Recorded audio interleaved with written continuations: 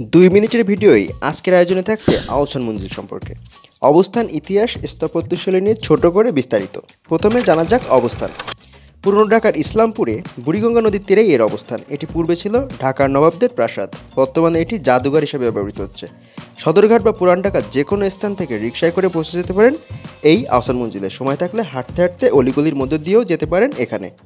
ইতিহাস: অষ্টাদশ শতাব্দীর মাঝামাঝি সময় জালালপুর পরগনার জমিদার শেখ ইনায়েতুল্লাহ আহসান মঞ্জিলের বর্তমান স্থানে রংমহল নামে একটি প্রমোদ ভবন তৈরি করেন। পরবর্তীতে তার পুত্র রংমহলটি একটি ফরাসি বণিকের নিকট বিক্রি করে দেন। বাণিজ্য কুঠি হিসাবে এটি দীর্ঘদিন পরিচিত ছিল। এরপর 1835-এ বেগম বাজারে বসবাসকারী নবাব আব্দুল গনির পিতা খাজা আলিমুল্লার একটি ক্রয় করে বসবাস করা শুরু করেন। নবাব আব্দুল গনি 1872 সালে প্রাসাদটি নতুন করে নির্মাণ করেন। নতুন ভবন নির্মাণের পরে তিনি তার পুত্র খাজা আহসানুল্লাহ নাম অনুসারে নামকরণ করেন আহসান মঞ্জিল। 1897 সালে 12 জুন ঢাকার ভূমিকম্পে আঘাত আনলে আহসান মঞ্জিলের ব্যাপক ক্ষয়ক্ষতি হয়।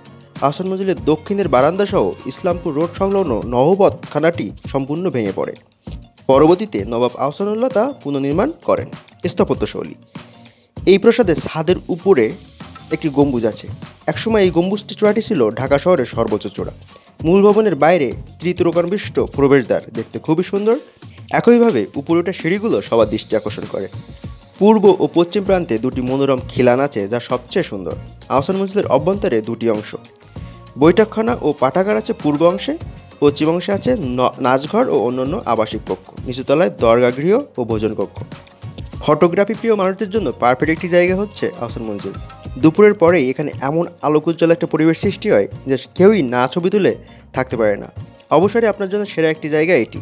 আর ফেরার পথে পুরান ঢাকার বিখ্যাত খাবারের স্বাদ দিতে ভুলবেন না। ভালো থাকবেন, সুস্থ থাকবেন।